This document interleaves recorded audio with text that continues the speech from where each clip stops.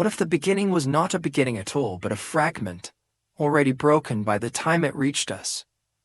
Across the oldest records of human memory, there is a strange and persistent quiet.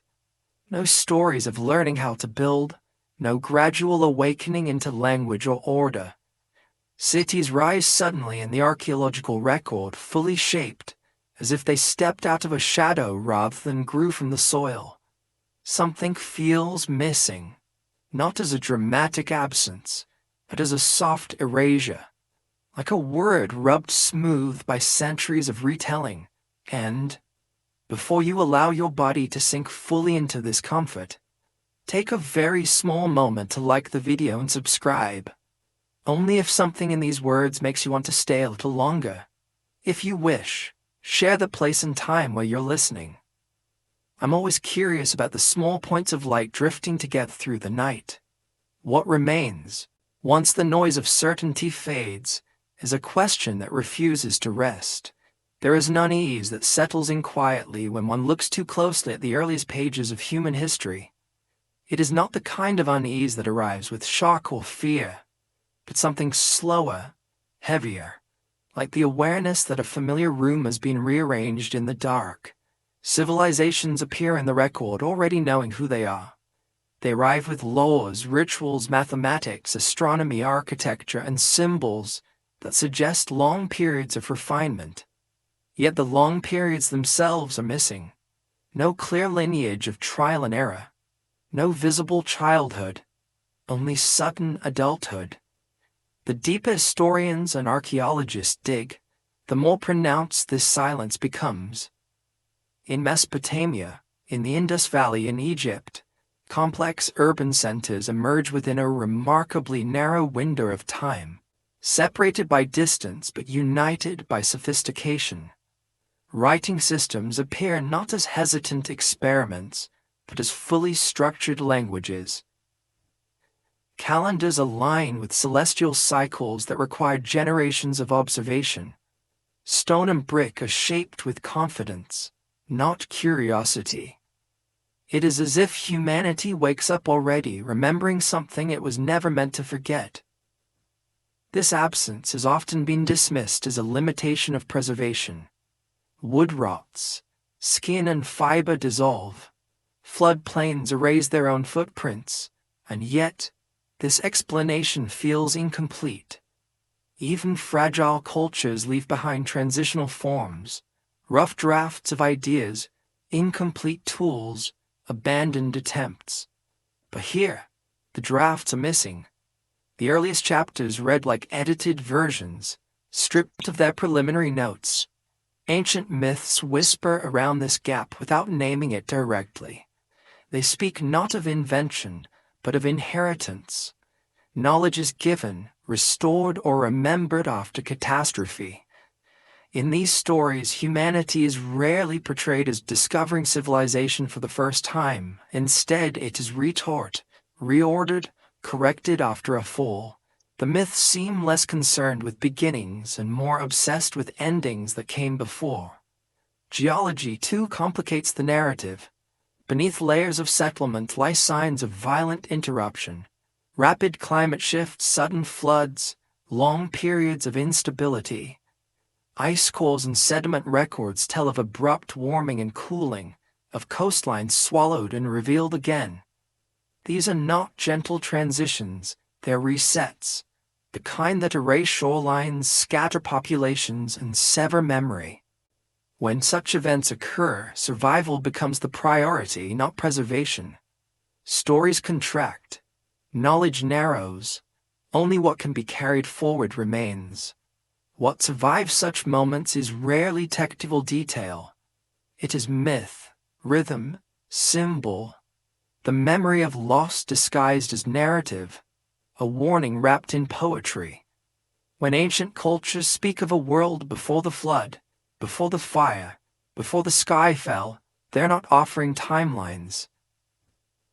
They are expressing trauma in a language that can travel across generations without breaking. Modern history prefers continuity. It prefers smooth progress, incremental improvement, a straight line from ignorance to enlightenment. But the past does not appear to move in straight lines. It folds, it fractures, it forgets. And when it remembers, it does so imperfectly. The idea that humanity might not be the first to reach complexity is unsettling, because it challenges a deeply held comfort that we are unique, ascending, protected by progress. To suggest otherwise is to accept fragility, to accept that intelligence and culture do not guarantee survival, that civilization may be less a triumph and more a temporary arrangement with nature, always subject to renegotiation. There are scholars who quietly acknowledge this discomfort. They do not speak of lost civilizations in dramatic terms, but of discontinuities, of dark ages that arrive too suddenly to be explained by decay alone, of technologies that appear anomalously early then vanish, of knowledge that seems to leap forward and then retreat, leaving behind echoes rather than instructions. The Sumerians themselves did not claim to be the first. Their king lists begin with reigns measured not in years but in spans so vast they strain literal interpretation. Whether symbolic or misunderstood, these numbers suggest a time depth that refuses to fit comfortably into modern chronology. Even if metaphorical, they point backward to an era that mattered enough to be remembered, but not clearly enough to be understood. And perhaps that is the most important detail. What has been lost is not merely data, but context. The ability to read ancient testimony without forcing it into contemporary frameworks. When myths are treated only as stories, they are neutralized. When they're treated as history, they are ridiculed. But in the space between those extremes, something remains unresolved. Why do so many cultures remember collapse more vividly than creation? Why do their gods arrive as survivors, not originators? Why does the first lesson so often involve warning rather than celebration? It may be that humanity carries a form of collective amnesia. Not a failure, but a necessity. Remembering too much of what came before might paralyze the will to rebuild. Forgetting allows forward motion. Each civilization begins by believing it is the first, because believing otherwise would mean carrying the weight of past extinctions. If this is true, then the silence at the beginning of history is not accidental. It is the sound of forgetting doing its work, a protective veil drawn over knowledge that could not be held without grief. And yet, fragments slip through, stone that outlasts language, alignments that preserve intention without explanation, myths that refuse to fade completely. They linger like half-remembered dreams upon waking, uncertain, but persistent. The question, then, is not whether something existed before recorded history, but how many times this cycle has already turned. How many times intelligence has risen, organized itself, reached outward, and then been folded back into the earth by forces indifferent to memory. If humanity is living inside such a cycle, the present moment is not a climax but a pause, a narrow ledge between forgetting and remembering. The danger lies not in asking whether we are the seventh civilization, but in assuming that the number itself matters more than the pattern it implies. Because if civilizations rise and fall like seasons, then the most important knowledge may not be how the first began, but why the others ended, and whether the signs are always there, quietly embedded in myth, waiting for someone to listen without rushing towards certainty. The silence at the beginning remains, but it no longer feels empty. It feels intentional, as though history itself is watching, not to see what will be built next, but to see whether this time something will be remembered long enough to change the outcome. And somewhere beneath the weight of all that forgotten time, another question stirs, less about the past and more about the future that is already forming its own gaps. The question left behind does not dissolve when the night grows quieter.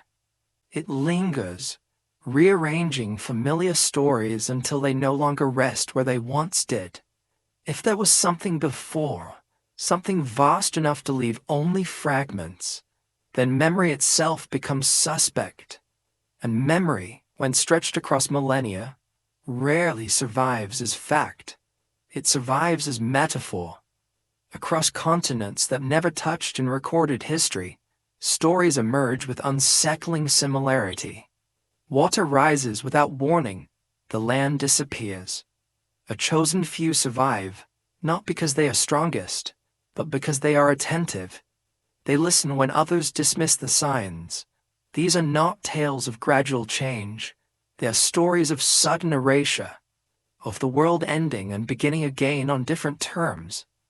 In Mesopotamia, tablets speak of a flood sent to reset the balance between gods and humans. In South Asia, ancient hymns describe a deluge that carries a king and a vessel of life through cosmic dissolution. In the Americas, oral traditions recount cycles where humanity is washed away and remade. Even in places untouched by catastrophic flooding in recent geological time, the memory remains vivid, precise, and emotionally charged. It is tempting to reduce these stories to coincidence or shared human anxiety. Water is universal. Fear of loss is universal. But the details resist easy dismissal. Many of these myths describe not just flooding, but a prior world that was ordered, advanced, and morally compromised. The destruction is framed not as random, but corrective. Civilization is not born innocent. It is judged. Modern geology adds a quieter voice to this chorus. Evidence now confirms that at the end of the last ice age, global sea levels rose rapidly, swallowing coastlines that had been inhabited for thousands of years. Entire populations would have been displaced within generations. Rivers would have changed course. Fertile lands would have vanished beneath salt water. For those who lived through it, the experience would not have felt gradual. It would have felt like betrayal by the world itself. These events leave little trace in stone. Coastal settlements are among the hardest to preserve. Their absence does not prove they never existed. It only confirms how fragile evidence becomes when time and water conspire. What remains instead is testimony carried in story, repeated until its original shape blurs but its emotional core survives. There's a subtle pattern in these flood narratives that often goes unnoticed. Survival is rarely random. Knowledge is preserved deliberately. Seeds, tools, measurements, laws. The survivors are not described as inventors starting from nothing, but as custodians. They bring something through the collapse, even if later generations forget exactly what that something was. In this light, myth begins to resemble compressed history. Not false, but folded. Like a map drawn to survive being memorized rather than stored. Details that matter are exaggerated. Those that do not are discarded. The story becomes resilient, capable of crossing ages that no archive could survive. Yet modern frameworks resist this interpretation. History prefers documents, dates, and inscriptions. Without them, memory is considered unreliable, but this standard assumes continuity, that the world which produced the records survived long enough to pass them on. When continuity breaks, the criteria themselves become obsolete. There is another discomfort embedded in these myths. They do not celebrate progress. They warn against it. Each flood comes after an age of excess, arrogance, or imbalance. Civilization is portrayed not as humanity's triumph, but as its recurring test. When it fails, the test is reset. This perspective clashes sharply with contemporary narratives of advancement. It suggests that intelligence does not accumulate safely, that complexity increases vulnerability, that the more intricate a system becomes, the more fragile it is to sudden change. In this view, collapse is not an anomaly, it is an expectation. Some researchers have quietly suggested that ancient myths may encode memories of real environmental trauma, sudden meltwater pulses, regional megafloods, atmospheric shifts triggered by cosmic or volcanic events. These hypotheses do not require lost supertechnologies or forgotten empires. They only require acknowledging that early humans were keen observers of nature, and that their stories preserved what mattered most. But there remains an unresolved tension. If floods were merely environmental, why do so many myths insist on a moral dimension? Why is destruction framed as response rather than accident? Perhaps because meaning was the only way to endure it. Or perhaps because civilizations sensed something deeper, that their structures, not just their environments, had failed. If humanity has lived through multiple resets, then myths may serve as the only surviving record of previous endings. Not blueprints, but cautions. Not timelines, but echoes. Each retelling smooths the details but sharpens the warning. And warnings, by their nature, are meant for those who believe they have moved beyond danger. When modern societies hear these stories, they often reinterpret them as symbolic, allegorical, safe. But symbols lose their power when they are no longer taken seriously. The flood becomes a metaphor rather than a memory, a story rather than a signal. Yet the earth continues to move beneath this reinterpretation. Climate shifts again. Seas rise again. Systems strain under their own complexity. The ancient pattern does not repeat exactly, but it rhymes closely enough to feel familiar. If this is not humanity's first encounter with collapse, then the question changes subtly. It is no longer about whether ancient myths are true or false. It becomes a question of recognition, of whether the present can see itself reflected in the past it has dismissed. Perhaps the reason flood myths endure is not because they describe what happened once, but because they describe what keeps happening, over and over. Civilization rising just high enough to forget its own fragility, then falling just hard enough to remember, briefly. If so, then these stories are not relics, they are mirrors, and what they reflect is not comforting. Because if the flood is not behind us but ahead of us in another form, then the real mystery is not how many civilizations have existed, but how many believed, right up until the end, that they were different. And somewhere beneath the surface of these ancient waters, another trace waits to be examined, not in myth, but in numbers that refuse to behave like history expects them to. The numbers appear quietly at first, almost politely, as if aware that they do not belong. They sit inside a list that otherwise resembles history. Names of rulers, cities, successions, reigns. And then, without warning, time stretches beyond recognition. Kings are said to rule not for decades, not even for centuries, but for spans so vast they seem detached from human life altogether.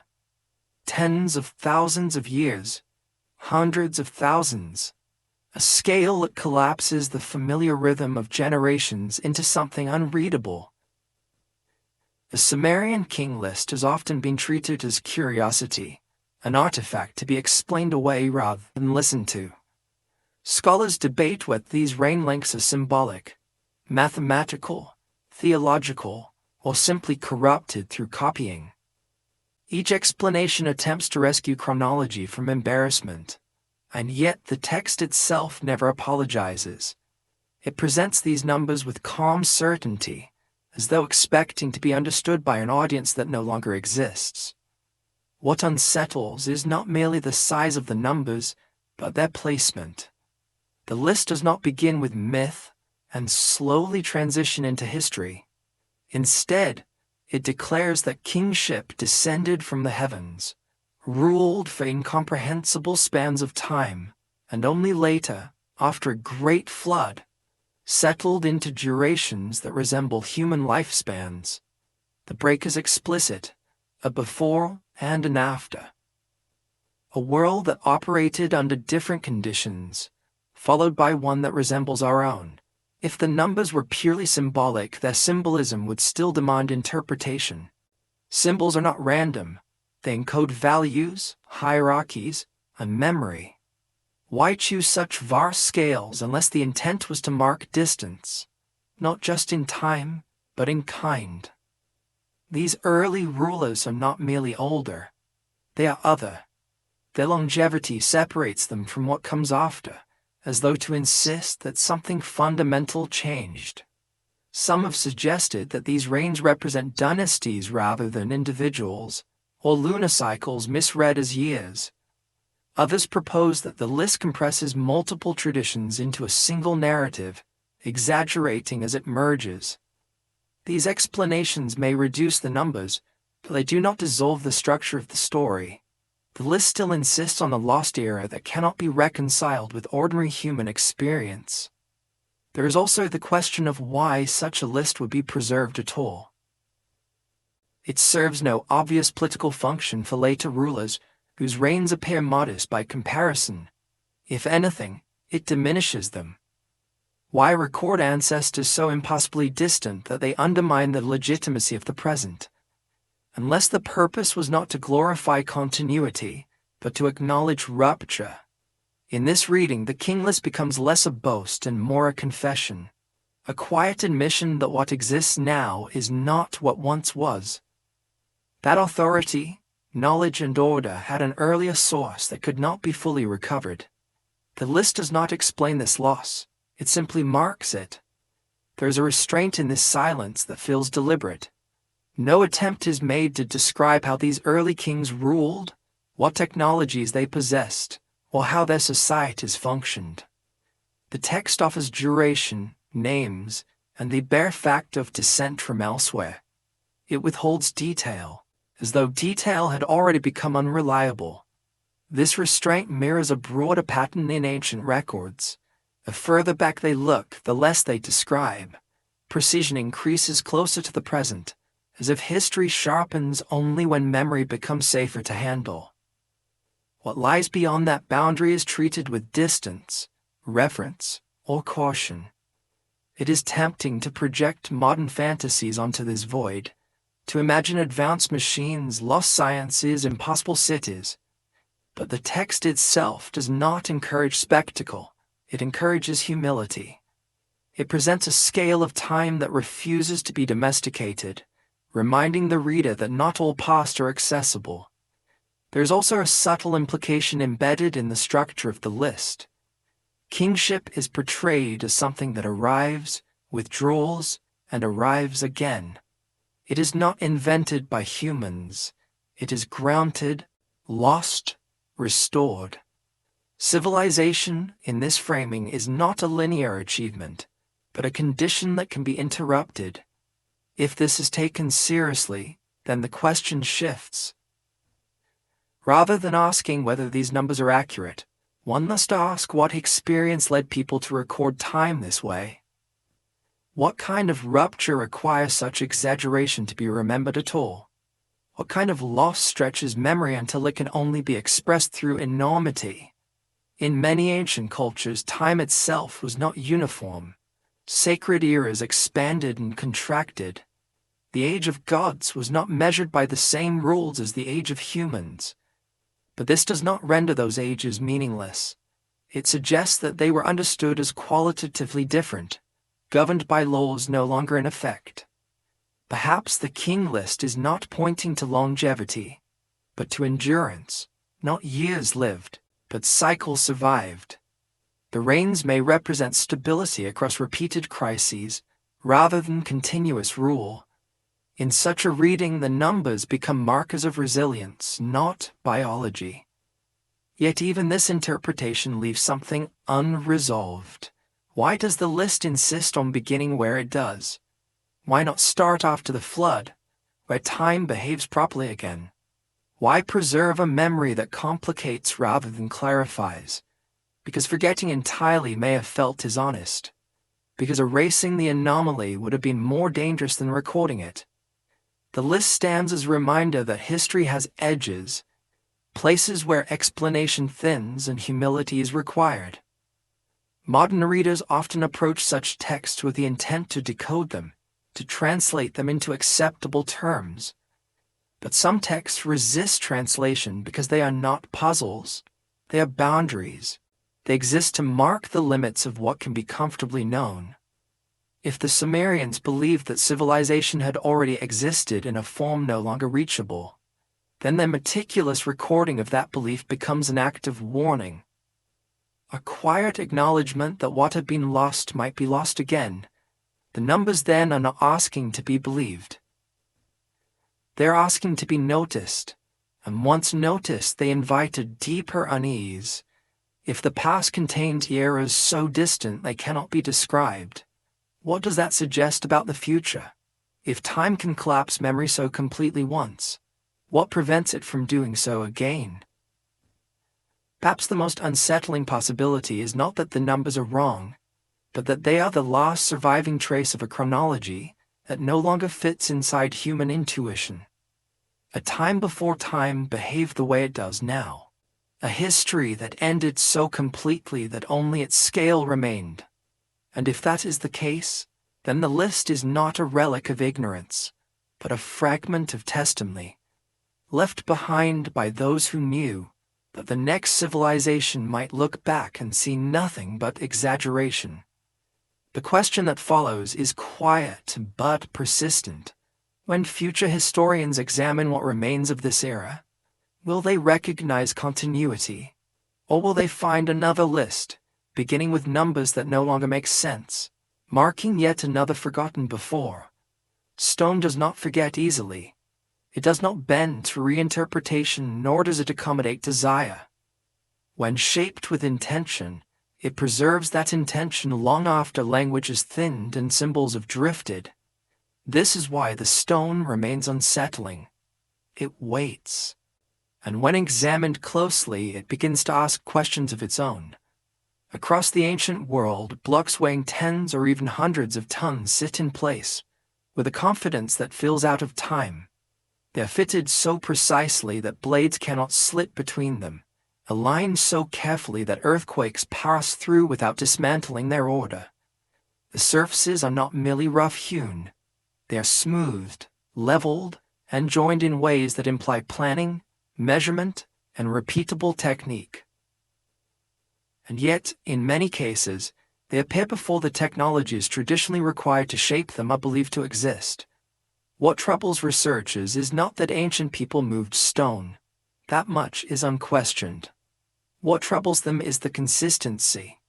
The same attention to right angles, the same resistance to erosion at joints, the same preference for interlocking forms appears in regions separated by oceans and millennia. It is as if a shared solution was applied repeatedly, long before the problems were formally defined. In conventional narratives, complexity is expected to grow gradually. Tools improve, methods refine, mistakes accumulate and are corrected. But stone monuments rarely show this learning curve.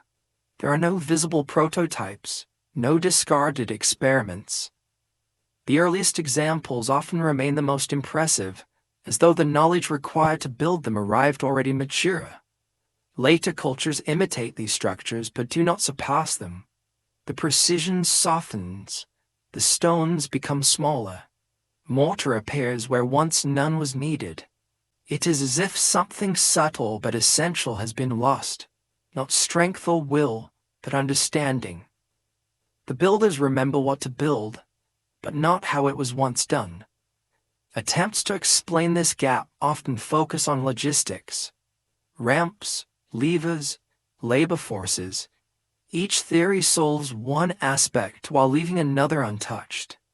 It becomes possible to imagine the movement of stone, but not the shaping, or the shaping, but not the placement, or the placement, but not the alignment.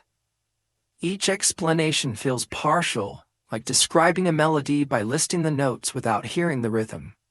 There is also the matter of intention.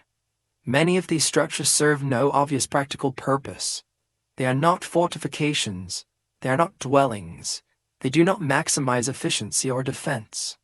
Instead, they align with stars, solstices, cardinal directions. They frame light at specific moments of the year.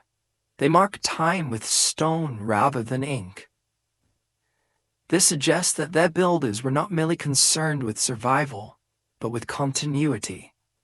With embedding knowledge into the landscape itself, stone becomes a form of memory that does not rely on speech, a message designed to outlast forgetting.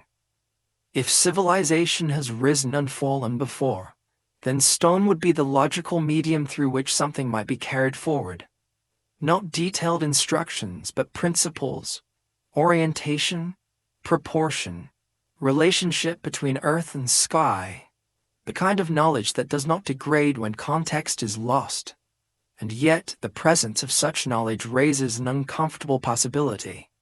If it existed once and then vanished, what caused its disappearance? Stone does not decay easily. The loss must have occurred not in the material, but in the minds that knew how to work it. Some scholars have proposed that these structures represent the culmination of long local traditions, now invisible due to erosion or burial. Others argue for parallel invention, human ingenuity arriving at similar solutions independently. Both explanations offer comfort. They preserve the idea that progress belongs solely to the present.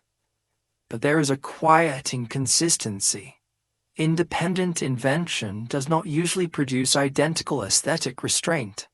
It does not repeat the same tolerance thresholds, the same emphasis on fit over decoration, the same prioritization of permanence over display. These choices suggest shared values, not just shared challenges. There's also the question of timing.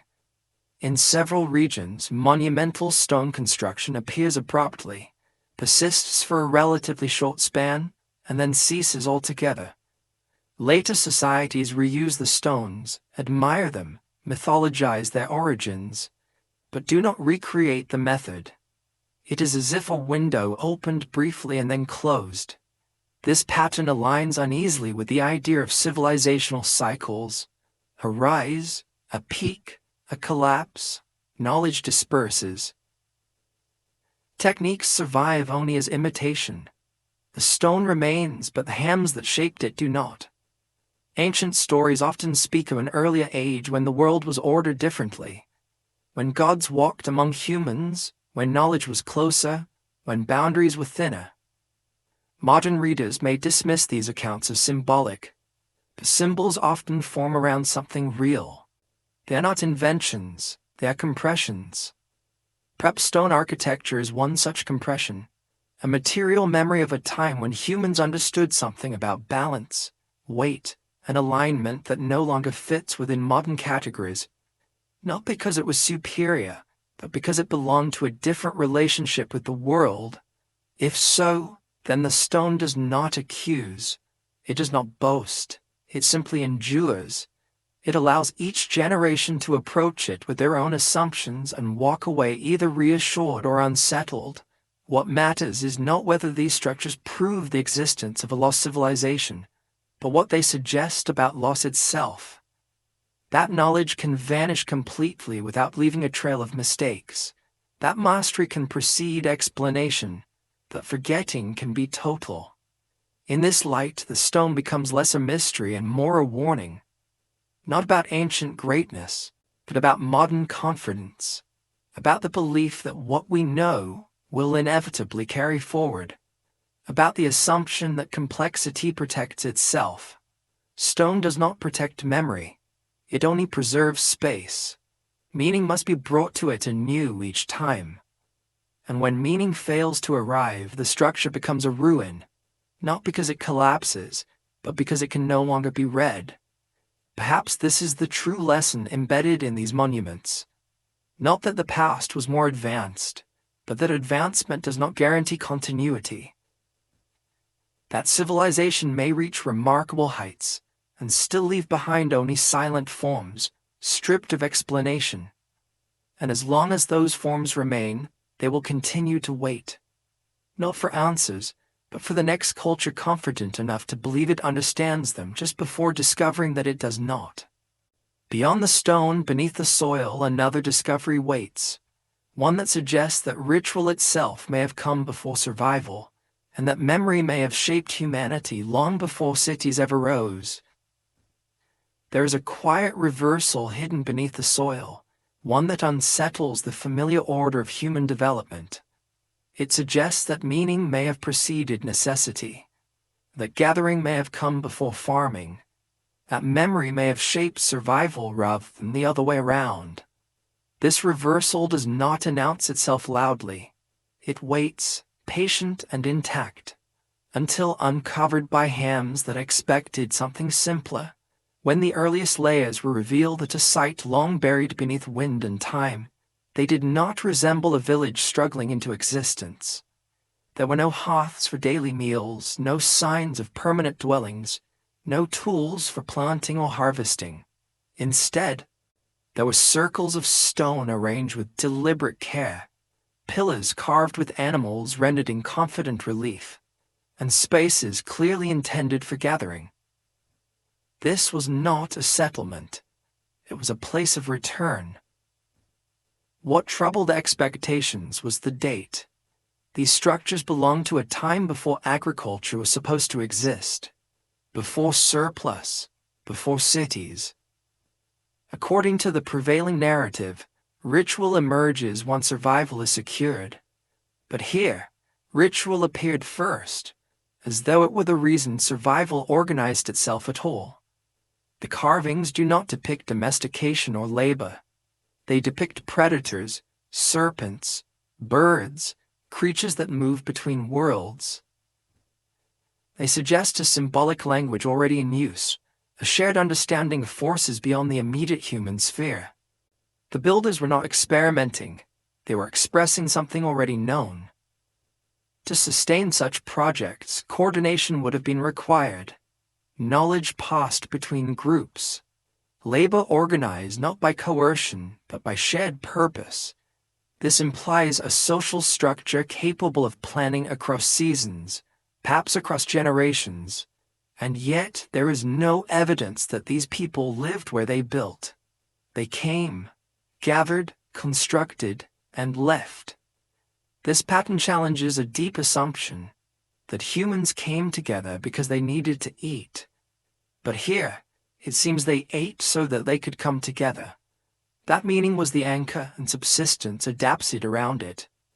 Some researchers have suggested that the act of gathering itself may have driven the development of agriculture, that the need to support ritual centers encouraged cultivation. In this view, civilization did not grow outward from survival, it grew inward from belief. If this is true, then the earliest spark of civilization was not hunger, but memory, not the fear of death, but the desire to preserve connection to ancestors, to cycles, to something that had already been lost. This aligned uneasily with the idea of repeated civilizational resets. If groups of humans emerge from catastrophe, carrying fragments of prior meaning, but lacking the infrastructure to sustain it, ritual would become the vessel through which continuity survived. Symbols could travel where cities could not. Stories could cross landscapes that buildings could not endure. The deliberate burial of these structures adds another layer of unease. They were not abandoned gradually. They were filled in carefully, intentionally, as though sealed rather than forgotten. Whatever purpose they served had ended or transformed, and the space was closed. Why bury something that required such effort to create? One possibility is that the knowledge associated with it had become dangerous. Another is that it was no longer needed. Or perhaps the people who returned to this place sensed that its meaning belonged to a time that was passing, and chose preservation through concealment rather than exposure to misuse. Burial can be an act of respect, or of protection, or of surrender. What remains consistent is that this site does not fit into a story of linear progress. It implies a deep past where humans were already capable of abstraction, coordination, and symbolic expression at a scale previously unimagined. It suggests that the seeds of civilization may be far older than the structures we associate with it. If earlier civilizations existed and collapsed, then what survives into the next cycle would not be their tools or cities, but their reasons, the urge to gather, to mark time, to align human presence with something larger and more enduring. This would explain why myths so often describe teachers who arrive after catastrophe, figures who do not invent knowledge, but restore it, who remind rather than discover. The builders of ritual spaces may have seen themselves not as founders, but as caretakers of a memory already fading. In this context, the line between prehistory and history blurs. What we call the beginning may be the middle of a much longer story, one punctuated by loss rather than growth. Each apparent dawn may be the echo of a sunset. There is also a quiet humility in the absence of personal names. No kings are celebrated here. No rulers immortalized. The focus is collective, anonymous, shared. As though the builders understood that individual identity mattered less than continuity itself. This contrasts sharply with later civilizations, where monuments increasingly serve power rather than memory. The shift is subtle but profound. When survival becomes secure, meaning becomes centralized. When meaning centralizes, it becomes vulnerable. Perhaps this is why earlier cultures invested in shared ritual rather than hierarchy. They may have understood intuitively that complexity invites collapse, that the more tightly organized a system becomes, the more brittle it grows. If so, then the buried circles are not primitive precursors, but remnants of a strategy that no longer functions in the modern world. A way of holding civilization lightly, so that when it falls, something essential can still rise again. The question that follows is not whether agriculture led to ritual, or ritual led to agriculture.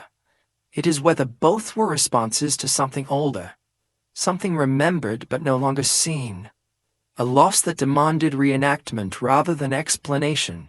If humanity is living through a late chapter of this cycle, then the early chapters may be hidden not because they are irrelevant, but because they are instructive in ways that are difficult to accept. They suggest that the core of civilization is not technology, but coherence, not innovation, but alignment.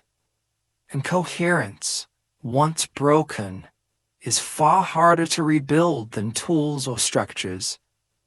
As the night deepens and the outlines of certainty soften, the buried stones remain where they were left, silent witnesses to a time when humans gathered not to conquer the land, but to remember something they feared might disappear.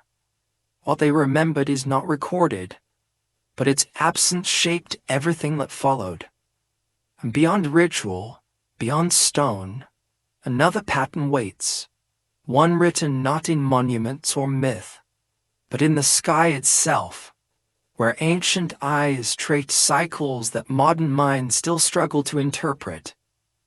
What survives the collapse of a world is rarely what once defined it. Libraries burn, cities sink, metals corrode.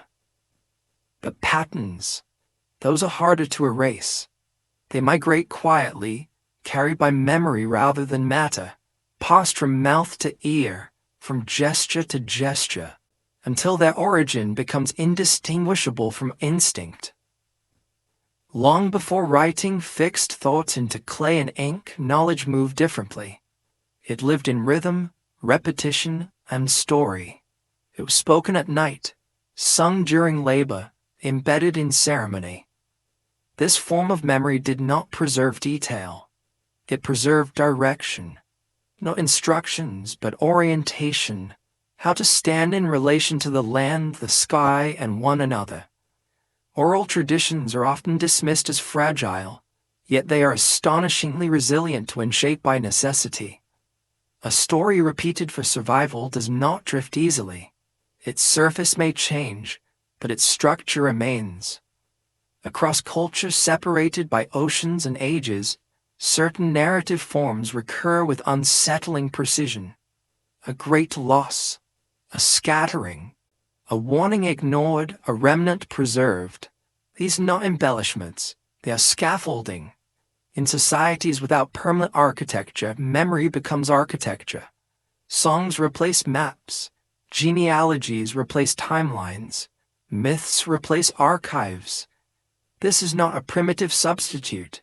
It is a different technology altogether, one optimized for endurance rather than accuracy.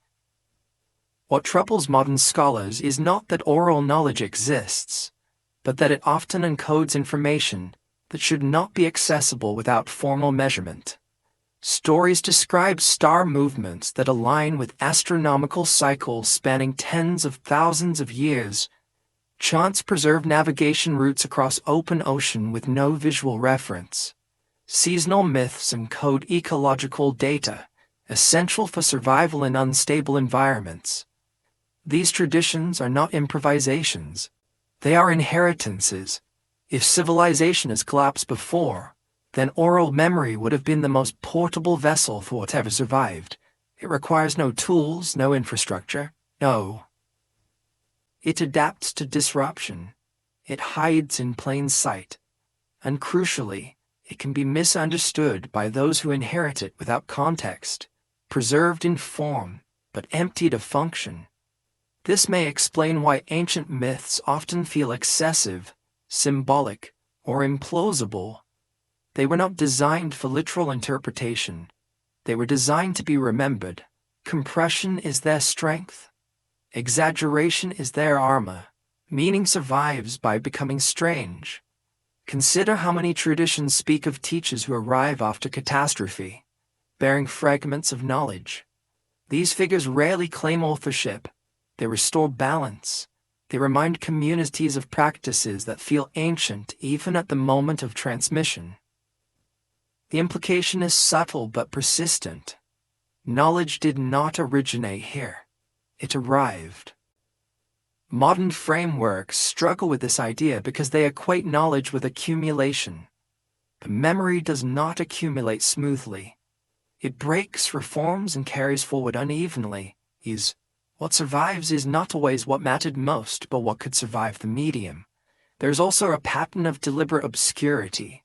Certain knowledge is restricted, revealed only through initiation, not as a means of control, but as protection. Knowledge without context can be dangerous.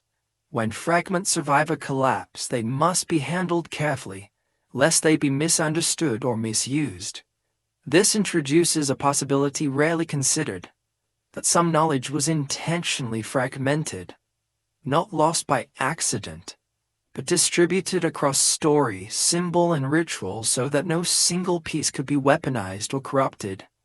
A kind of intellectual redundancy, designed for collapse rather than stability. If so, then what appears to us as mythological confusion may once have been a coherent system, one that assumed discontinuity, one that expected forgetting, one that trusted future generations not to understand everything at once. The danger arises when such systems are reinterpreted through frameworks that demand clarity. Myths are flattened into entertainment or dismissed as superstition. Their protective ambiguity is stripped away. What remains is either trivialized or sensationalized. In the long arc of time, forgetting may be as important as remembering.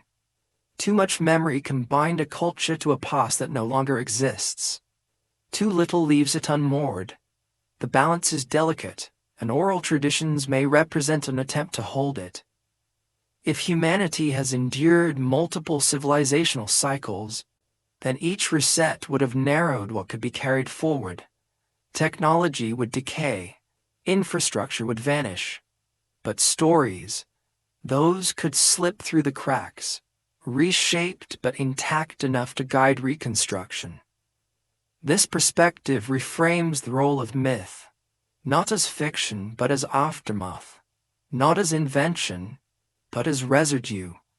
Each myth is a scar left by something that could not be fully healed. It also raises a quiet question about the present. Modern civilization places extraordinary faith in external memory. Data centers, archives, clouds. But these systems assume continuity. They assume stability. They assume that the future will resemble the present closely enough to interpret what is left behind. Oral traditions assume the opposite. They assume rupture. They assume displacement. They assume that those who inherit the memory may not share the same tools, values, or environment. And so they encode meaning in forms that can adapt, even when misunderstood. Perhaps this is why ancient knowledge often feels incomplete. It was never meant to be complete. It was meant to survive.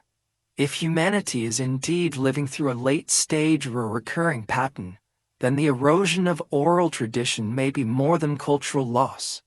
It may represent the dismantling of a system designed specifically to carry meaning across collapse. Without it, what remains is brittle, dependent on machines, vulnerable to interruption. And so the myths linger, half-remembered, half-dismissed, waiting for moments of instability to reveal their purpose again. They are not instructions for how to build a world, but reminders that worlds end, and that something, if chosen carefully, can cross that boundary. As the thread of memory stretches thinner, another pattern begins to emerge, one not carried by voice or stone, but by the planet itself, etched into cycles of ice, fire, and sky, repeating with a rhythm older than any story. The planet does not remember in stories, it remembers in layers. Ice compresses snowfall into silent records. Sediment settles into patterns of flood and fire. Craters fade but never entirely disappear. When these layers are read carefully, they tell a history that does not move gently. It moves in pulses. There are long stretches of relative calm, where climate stabilizes and life adapts gradually. And then, without warning, the rhythm breaks. Temperatures shift rapidly, oceans surge, forests burn or freeze, species vanish. The world reorganizes itself not through negotiation, but through force. These are not subtle transitions, they're interruptions. For much of modern history, these events were treated as anomalies, local disasters magnified by limited understanding. But as data accumulated, a pattern emerged. Catastrophe is not rare. It is periodic. The Earth appears to undergo resets, moments when accumulated complexity becomes unsustainable under changing conditions. Ice core samples reveal sudden warming events at the end of the last glacial period, temperature shifts occurring over decades rather than millennia. Meltwater floods reshape continents. Atmospheric composition fluctuates. These are not the slow changes civilization is designed to endure. They are shocks. What is unsettling is how closely these physical disruptions align with the mythic memories carried by ancient cultures. Fire from the sky, darkness at midday, the sea invading the land, the sun behaving strangely. These images recur not because humans shared imaginations, but because they shared experiences filtered through survival. When such events occur, civilization becomes fragile in ways that are difficult to imagine from within stability. Food systems collapse, trade routes fail, knowledge dependent on specialization dissolves. What remains are small groups focused on endurance, not preservation. The world contracts. In these moments, the idea of linear progress becomes irrelevant. There is no advancement, only recovery. And recovery rarely begins where collapse ended. It begins at whatever point can be supported by the altered environment. This may explain the uneven distribution of ancient ruins, why certain regions show deep continuity while others reset entirely, why some technologies vanish without replacement, why cultural memory becomes patchwork rather than thread. Some researchers have suggested that cosmic events, impacts, solar fluctuations, or orbital changes may play a role in triggering these resets. Others focus on volcanic winters or oceanic circulation shifts.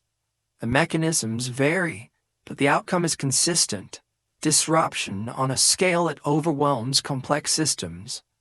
The human response to such disruption is rarely recorded in detail. Those who survive do not write histories, they tell stories, they warn, they ritualize loss, they encode fear into narrative so it can be recognized later, even if misunderstood. This framing casts ancient myths in a different light.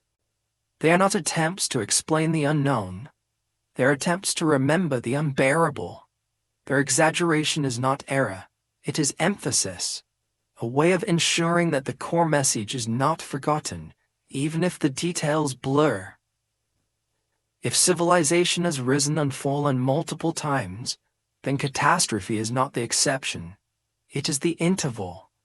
The quiet between disruptions is mistaken for permanence because it is all that is visible within a single lifespan.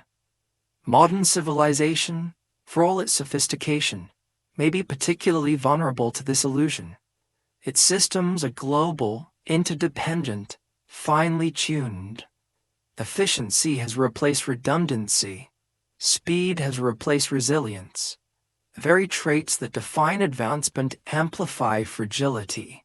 This is not a moral judgment. It is a structural observation. Complex systems perform exceptionally well under expected conditions and fail dramatically outside them. Nature does not negotiate with expectation. Ancient cultures, perhaps through experience, appear to have accepted this.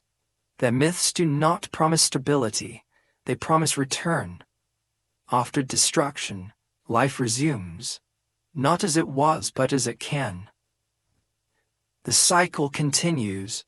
What remains unclear is how much of this pattern ancient civilizations consciously understood. Did they see themselves as temporary? Did they build with collapse in mind?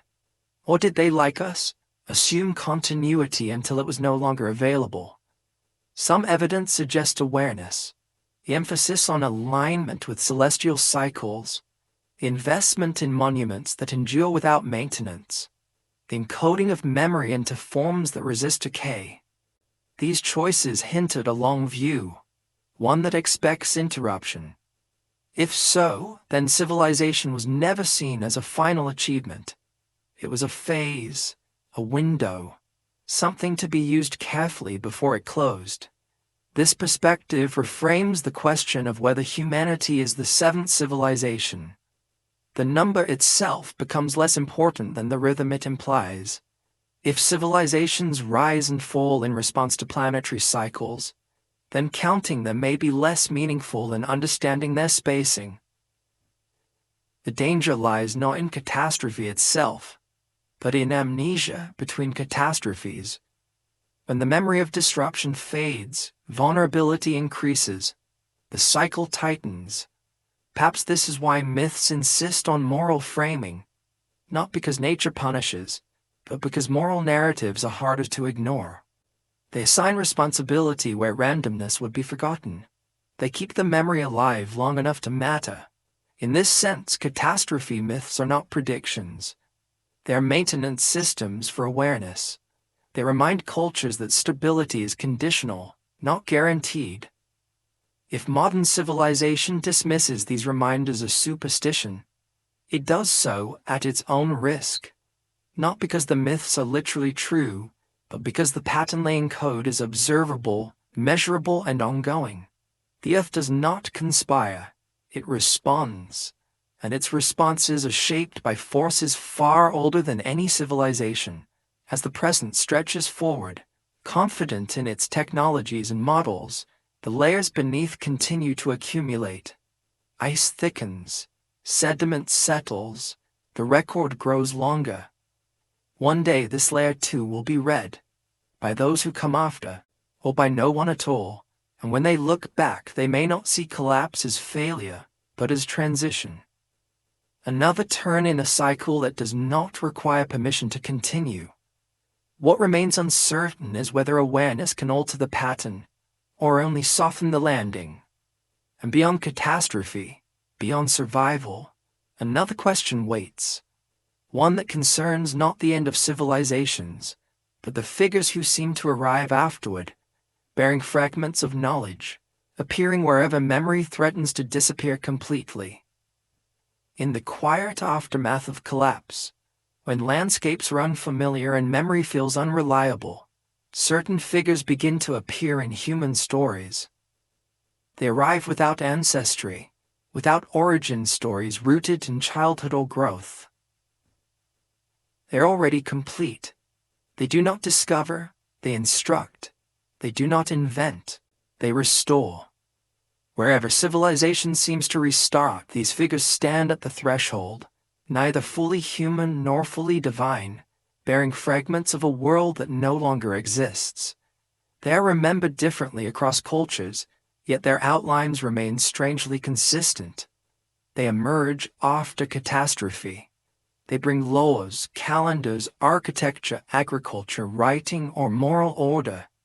They do not stay, and they do not rule. Their presence is temporary, almost reluctant, as if they understand that what they offer must eventually be carried without them. What is unsettling is not the supernatural framing of these figures, but the function they serve. They appear precisely where continuity has been broken, where memory has thinned, where survival has narrowed human attention to the immediate. They reintroduce structure at the moment it is most fragile. Modern interpretations often treat these stories as allegories, personifications of cultural development, metaphors for collective learning, but metaphors usually evolve gradually. These figures arrive suddenly, fully formed, and disappear just as abruptly. Their narratives resist the slow logic of social evolution. They are often described not as creators, but as reminders. They bring back what was forgotten. They restore balance rather than impose novelty. In some traditions, they are explicitly said to come from a previous age, one that ended in disaster. They are survivors, not originators. This distinction matters. It suggests that knowledge did not arise organically within the new civilization, but was reintroduced from outside its immediate historical frame. Whether that outside is interpreted as divine, ancestral, or symbolic, the implication remains the same. Civilization did not begin cleanly. These figures rarely leave written records. Their teachings are absorbed into custom, ritual, and law. Over time, their identities blur and their actions become mythologized. What remains is the structure they helped establish, detached from its source. There is also a curious humility in their portrayal. They do not claim ownership of the knowledge they transmit. They are conduits, not authorities. In some accounts, they explicitly warn against misuse, emphasizing balance over dominance. Their concern is not expansion, but stability. This raises an uncomfortable possibility, that these stories preserve memory of a time when knowledge was known to be dangerous if held without restraint. That earlier civilizations may have learned, through collapse, that unchecked complexity invites destruction, and that what survived into the next cycle was intentionally limited. If this is so, then the civilizing figures represent not progress, but containment. They offer just enough structure for societies to function, but not enough to repeat whatever failure came before. Knowledge is rationed, memory is filtered. Over generations, this restraint is forgotten. The figures are elevated into gods or demigods. Their warnings fade while their gifts are celebrated. Civilization grows confident again, mistaking inherited wisdom for innate achievement. At this point, the cycle begins to resemble itself. What complicates this interpretation is that similar figures appear independently across regions with no known contact. The details differ, but the role remains consistent. This challenges explanations rooted purely in cultural diffusion.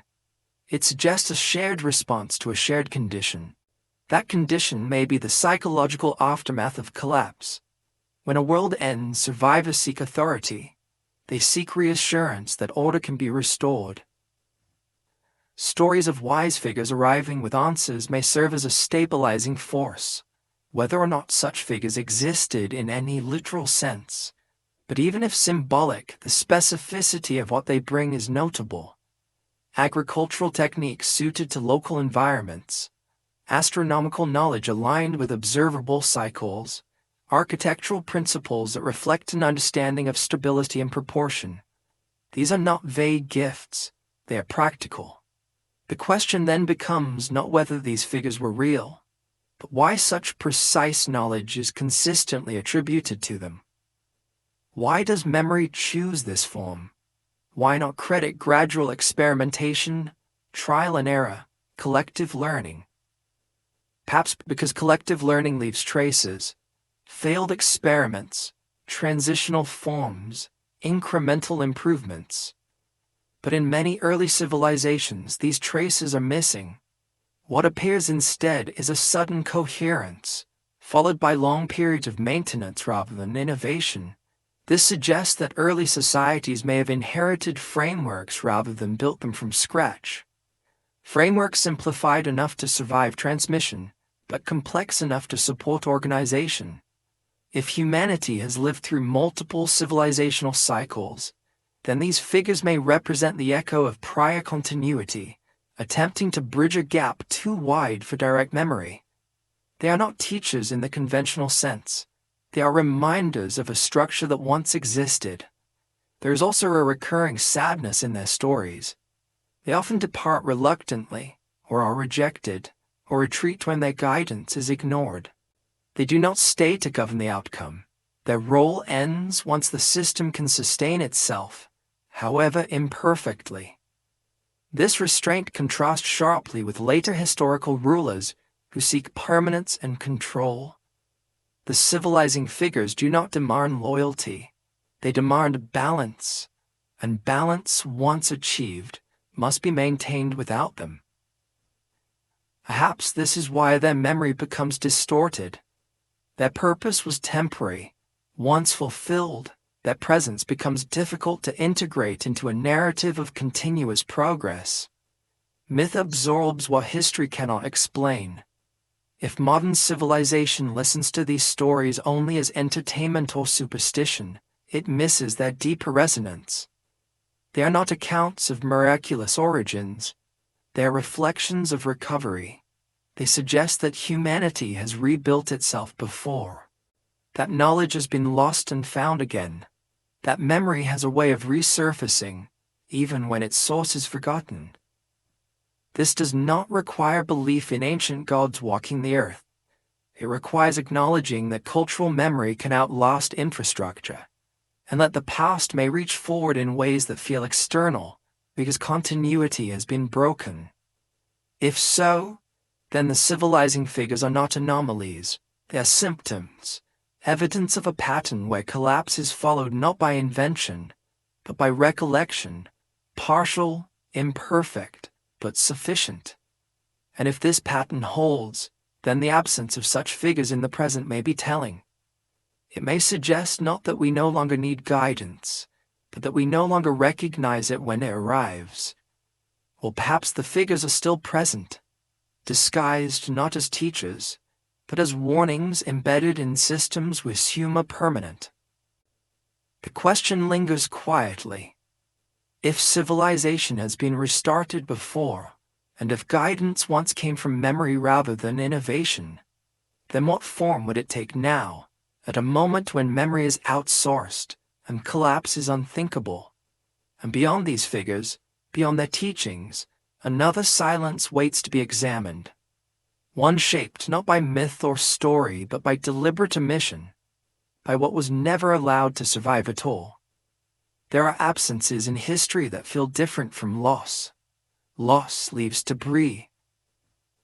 It leaves fragments, inconsistencies, broken edges that invite reconstruction. But some absences are smooth, clean, as though something was not merely destroyed, but carefully removed. When ancient knowledge disappears through catastrophe, it tends to leave irregular traces. Collapsed buildings, corrupted texts, conflicting traditions. Yet there are moments in the historical record where entire layers seem to thin out at once. Texts vanish simultaneously across regions. Certain lines of inquiry simply stop. Questions that were once asked are no longer posed. What remains is not confusion, but silence. This silence has often been explained through practicality. Materials decay, archives burn, conquerors rewrite narratives. And all of this is true. Power has always shaped memory. Victors preserve what legitimizes them and neglect what does not. Over time, this selective survival begins to feel natural, as though history itself preferred certain stories, but there are patterns within this selection that resist easy explanation. Knowledge systems that challenge centralized authority tend to fragment more completely than those that reinforce it. Traditions emphasizing cyclical time fade more rapidly than those promoting linear destiny. Accounts that frame civilization as temporary rarely survive intact. It is not necessary to imagine a single controlling force to recognize this tendency. Institutions, by their nature, preserve what stabilizes them. They filter memory unconsciously. Over generations, this filtering becomes indistinguishable from truth. In many ancient cultures, there existed parallel streams of knowledge. One public, formal, sanctioned. Another private, symbolic, transmitted through initiation. The latter rarely left durable records, not because it lacked importance, but because its preservation depended on discretion. When societies destabilize, these private streams are especially vulnerable. Initiatory chains break, symbols lose interpreters.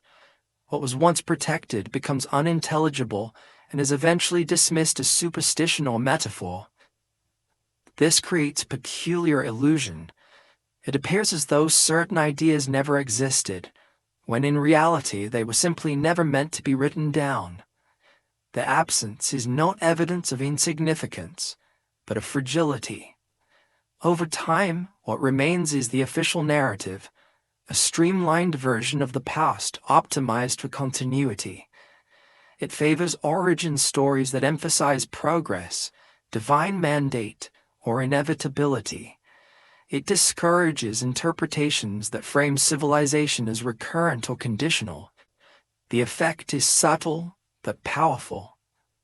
When the past is presented as a steady ascent, collapse becomes unthinkable. When collapse is unthinkable, warning signs are ignored. This may explain why certain ancient texts feel incomplete or abruptly end, why philosophical inquiries into time, cycles, and prior worlds appear and then disappear without resolution, why questions about what came before are left unanswered, as though asking them became uncomfortable. There is also the matter of translation. Ancient languages carry conceptual frameworks that do not map neatly onto modern ones. Words describing cycles, ages, or states of being are often rendered into linear terms, flattening their meaning. Over time, this mistranslation compounds until the original question is no longer recognizable. What begins as misunderstanding becomes a mission, and a mission, repeated often enough, becomes absence. This process does not require malice, it requires only preference. A preference for coherence over complexity, for narratives that comfort rather than unsettle, for histories that affirm identity rather than challenge it. If humanity has lived through multiple civilizational cycles, then acknowledging that fact would undermine many assumptions about permanence and progress. It would suggest that collapse is not failure, but recurrence, that modern systems are not the culmination of history, but one arrangement among many. Such an idea is difficult to institutionalize. It offers no guarantee of survival. It does not privilege the present. It asks for humility rather than celebration. and so it tends to fade. What remains are sanitized echoes, myths stripped of their warnings, symbols detached from their context, monuments admired for their beauty rather than their message. The past becomes aesthetic rather than instructive, yet traces persist in unexpected places, in architectural anomalies that cannot be fully explained, in calendrical systems that track cycles longer than recorded history, in philosophical traditions that speak of eternal return rather than linear destiny. These traces are often treated as curiosities. They are studied, categorized, and set aside. Rarely are they allowed to challenge the overarching narrative. This selective attention creates a feedback loop. What does not fit is ignored. What is ignored disappears, and what disappears reinforces the belief that it was never there.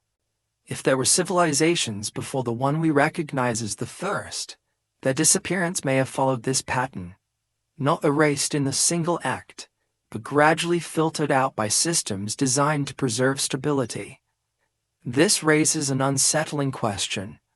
How much of what we consider ancient ignorance is actually modern omission? How many unanswered questions exist not because evidence is lacking, but because the questions themselves were quietly retired? The danger of such omission is not academic. It shapes how societies respond to uncertainty. When the past is framed as a solved problem, the future is approached with overconfidence. When collapse is excluded from memory, resilience is neglected. Ancient cultures may have understood this intuitively. Their reluctance to commit certain knowledge to writing may not have been secrecy, but caution. A recognition that some ideas once detached from context could be misused or dismissed entirely. In the present, where information is abundant and context is scarce, this caution feels distant. Knowledge is shared rapidly, consumed shallowly, archived without reflection. Memory becomes externalized, detached from lived experience. This creates a paradox. We know more than ever, yet remember less meaningfully. We record everything, but integrate little. The past becomes accessible, but not influential. If civilization has cycles, then this detachment may be a familiar stage, a moment when accumulated knowledge reaches a tipping point, and meaning begins to thin. Perhaps the greatest loss in previous collapses was not technology or infrastructure, but perspective, the understanding that no system is final, that memory must remain active to remain useful. As this part of the journey closes, the silence around certain questions feels heavier, not because answers are impossible, but because they may have been set aside deliberately, waiting for a moment when they could be asked again without destabilizing what remains. That moment may not have arrived yet, or it may be arriving quietly, disguised as doubt. Beyond omission, beyond institutional memory, another layer waits, one that is not hidden in texts or symbols, but written into the sky, into movements so slow and precise that only civilizations thinking far beyond themselves would bother to track them at all. Long before the sky was mapped with instruments, it was read as a memory surface. Its movements were slow enough to feel eternal, yet precise enough to reward patience. To follow them required attention not measured in seasons but in lifetimes. And to preserve that attention demanded something more durable than observation alone. Across ancient landscapes, stone and story converged toward the same concern: alignment. Not simply orientation for navigation or agriculture, but calibration with cycles far longer than a human life. Structures mark solstices and equinoxes with care, but they also gesture toward deeper rhythms: the slow wobble of the Earth's axis, the shifting backdrop of stars, the return of patterns that take tens of thousands of years to complete. This knowledge is not intuitive. It cannot be derived from a single generation of watching the sky. It requires continuity. Records kept across centuries. Observations corrected and refined by those who would never see their conclusions fulfilled. It implies trust in the future, a belief that someone would still be there to inherit the work. What unsettles is not that ancient people observed the sky, but that they observed it patiently. They invested effort in tracking cycles that offered no immediate survival advantage. No harvest depended on them. No migration required them. These measurements served memory rather than need. The question arises quietly. Why would early societies dedicate resources to preserving knowledge that only mattered across millennia, unless they already understood time differently? Unless they believed that what mattered most was not the present, but continuity through disruption. In many mythological traditions, the sky is not merely a backdrop. It is a record. The movements of stars are associated with ages, endings, renewals. The heavens do not promise permanence, they promise return. What disappears will reappear, altered but recognizable. This perspective aligns uneasily with geological cycles. Ice ages advance and retreat. Sea levels rise and fall. The sky's slow rhythms mirror the Earth's long transformations. Together, they form a clock too large for a single civilization to own. If previous civilizations tracked these cycles, their interest may not have been academic. It may have been existential. Understanding when stability gives way to disruption would have been invaluable to a culture aware of collapse. This possibility reframes ancient astronomical knowledge. It was not predictive in the modern sense. It was preparatory. A way of situating human activity within forces that could not be controlled, only anticipated. Modern science, too, recognizes long-term cycles, but often treats them as background context rather than narrative drivers. The sky becomes data stripped of meaning. But meaning was precisely what ancient observers sought. They read the heavens not to dominate nature, but to listen to it. There is also the matter of preservation. Stone markers and monuments encode alignment without requiring explanation. Even if language fails, the relationship between structure and sky remains legible to those who know where to look. This is memory designed to survive forgetting. If civilization were to collapse, texts would vanish, instruments would decay, but alignments would persist. They would wait silently for recognition. In this sense, ancient astronomy is less a science than a message sent forward through time. Yet modern interpretations often focus on spectacle rather than intent. Alignments are admired, photographed, categorized. Rarely are they treated as warnings. Rarely is the question asked why such care was taken to preserve relationships that extend beyond any single era. Perhaps because the answer is uncomfortable. It suggests that ancient cultures may have expected interruption, that they saw civilization as temporary and sought ways to anchor memory beyond its lifespan. This expectation is visible in myth as well. Ages of the world are described as passing, each with its own character and fate. The present age is never portrayed as final. It is one phase in a sequence that continues regardless of human desire. If this worldview emerged from experience rather than speculation, then the sky becomes a witness to prior endings. Its cycles offer reassurance not that collapse can be avoided, but that it can be endured. This endurance depends on memory, on passing forward not solutions but orientation, a sense of place within vast processes that cannot be negotiated. In the modern world, where time is compressed and urgency dominates, such patience feels alien. Planning rarely extends beyond decades. Systems are optimized for immediacy. The future is assumed to be similar enough to the present that continuity requires no special care. This assumption may itself be a symptom of forgetting. If humanity has lived through multiple civilizational cycles, then the loss of long-term astronomical thinking may mark a late stage. a moment when attention narrows and memory externalizes, leaving the deep rhythms unheeded.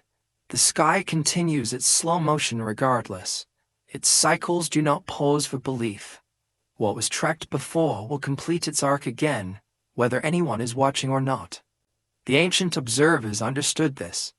Their work was not to change the sky, but to remember it, to embed its motion into culture so that awareness might persist even when institutions failed. This does not require belief in lost advanced technologies. It requires acknowledging patience, the willingness to observe without expectation of reward, the humility to build for successes unseen. Such humility is difficult to maintain in times of confidence. When systems feel permanent, preparation for loss feels unnecessary, even pessimistic. But pessimism may not have been the ancient motivation. Prudence may have been. If this is so, then the alignment of stone's sky is not evidence of forgotten greatness, but of remembered fragility. A recognition that what rises will fall, and that what falls may rise again, guided by patterns older than any name. The sky does not judge. It does not warn in words. It moves steadily, marking time that civilizations ignore at their peril. As the present gazes upward, armed with satellites and simulations, it may believe itself more informed than those who watched with the naked eye. But information is not the same as attention. And attention, once lost, is difficult to recover. If the ancient message embedded in stone and sky still speaks, it does so softly. It does not announce dates or disasters. It offers perspective. The question that remains is whether perspective can still shape action, or whether it will be catalogued, admired, and then set aside like so many warnings before it.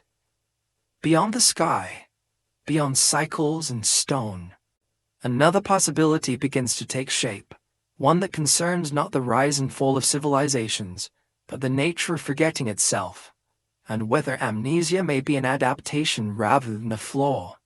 Forgetting is often treated as a failure, a weakness of memory, a flaw to be corrected through better records, better storage, better systems of recall. Yet in the long arc of human survival, forgetting may have served a quieter purpose. It may have allowed renewal where memory alone would have immobilized. Trauma, when remembered in full detail, does not guide. It overwhelms. Communities that carry too much of their past often find themselves trapped within it, reenacting losses they no longer understand. In this sense, forgetting becomes not erasure, but release, a narrowing of attention that permits life to continue. If civilizations have collapsed repeatedly, then those who survived may have learned, consciously or not, that memory must be selective. Not everything can be carried forward. Not every lesson can remain explicit. Some experiences must dissolve into symbol, or be allowed to fade entirely if rebuilding is to occur at all. This reframes the silences in history. They may not be accidents. They may be thresholds, points where memory became too heavy to hold without consequence. What was forgotten may not have been trivial. It may have been unbearable. In many ancient traditions, there is an implicit recognition of this burden. Knowledge is described as dangerous when revealed too quickly. Wisdom is not equated with accumulation, but with timing. To know too much, too soon, is portrayed as destabilizing, not because truth is harmful, but because context matters. This idea runs counter to modern assumptions. Today, information is treated as inherently beneficial. The solution to uncertainty is more data, more access, more transparency. But ancient cultures often treated knowledge as something that must be earned gradually, metabolized through experience rather than delivered whole. If this approach emerged from cycles of collapse, it suggests a learned caution, a recognition that advanced understanding, detached from restraint, may accelerate failure rather than prevent it. that forgetting, paradoxically, can preserve balance. There is evidence that human cognition itself favors this selectivity. Memory is not a recording device. It edits continuously. Details are lost. Narratives are reshaped. Emotion determines what persists. This is not inefficiency. It is adaptation. A mind burdened with perfect recall would struggle to prioritize. On a civilizational scale, the same principle may apply. Perfect historical memory could paralyze action. Knowing exactly how many times collapses occurred might discourage investment in the future. Belief in progress may require a degree of amnesia. This does not mean ancient societies were ignorant of their fragility. It means they encoded that awareness indirectly, through myth, through ritual, through warnings that could be felt rather than analyzed. Memory was preserved in a form that guided behavior without overwhelming consciousness. Modern civilization, by contrast, seeks explicit control. It records everything, externalizes memory, and trusts that future systems will interpret what is left behind correctly. But external memory lacks the filtering of lived experience. It accumulates without integration. This accumulation creates a different kind of vulnerability. When everything is remembered, nothing is prioritized, meaning diffuses. Warnings become background noise. The signal is lost not through absence, but through excess. If humanity is approaching another point of disruption, this excess may be a liability. Data does not equal wisdom. Archives do not equal understanding. Without selective forgetting, knowledge becomes static, incapable of guiding action when conditions change. Ancient myths often resolve this tension symbolically. Characters who seek forbidden knowledge are punished not for curiosity but for imbalance. The message is subtle.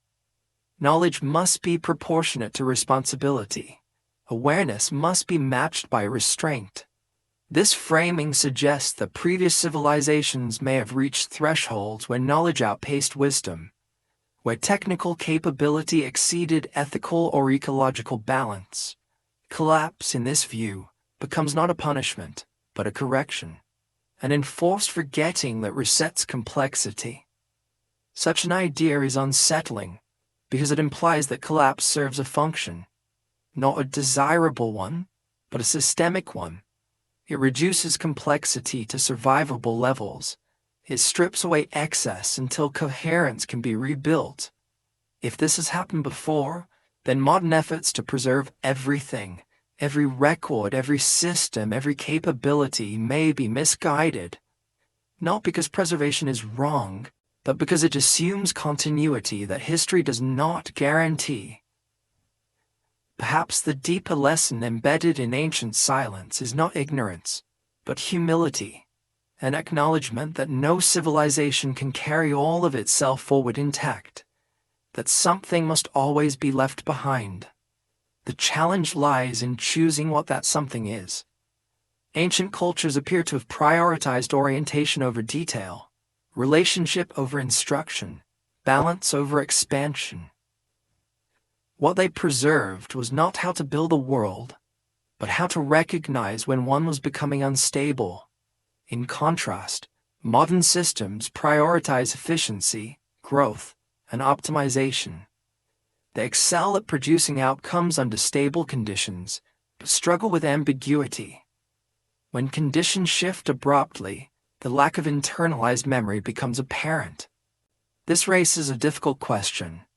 If forgetting is adaptive, then what should be forgotten now? And who decides? The ancient answer was time. Knowledge was released slowly, through initiation, through a lived practice. Forgetting occurred naturally as context changed. There was no central authority managing memory. The system adjusted organically. Modern civilization lacks this organic filter. Information spreads instantly, detached from experience. Forgetting becomes accidental rather than intentional. Important lessons vanish alongside trivial ones. If humanity is to endure beyond the next disruption, whatever form it takes, it may need to rediscover a form of selective memory.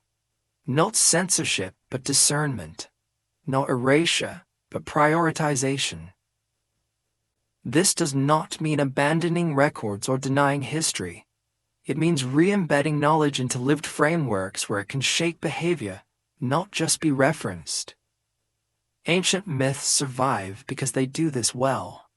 They compress meaning into forms that can be felt even when misunderstood. They allow forgetting at the surface while preserving guidance beneath. Perhaps this is why they endure when so much else disappears. They are resilient to collapse precisely because they do not demand precision. They invite interpretation rather than obedience.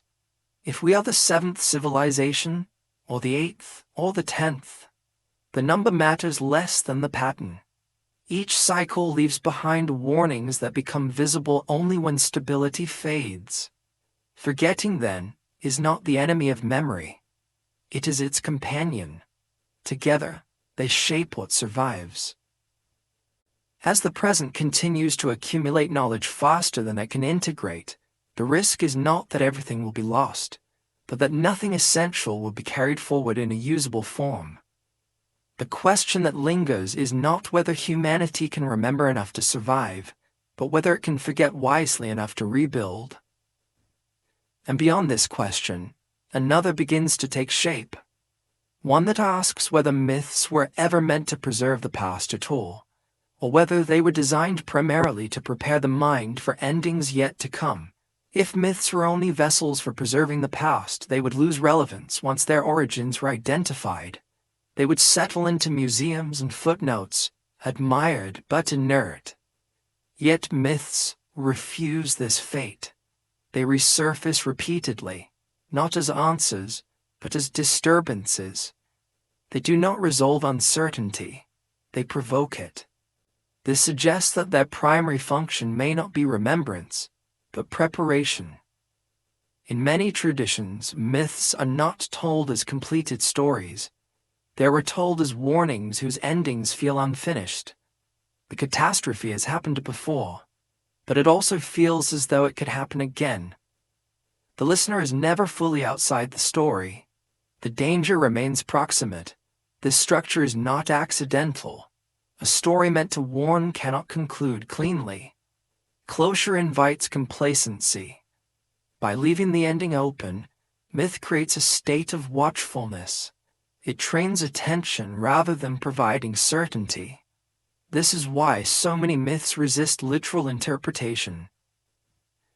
They speak in images rather than instructions. Floods, fires, falling skies, wandering suns. These are not forecasts, they are signals. They draw the mind toward thresholds, points where stability breaks.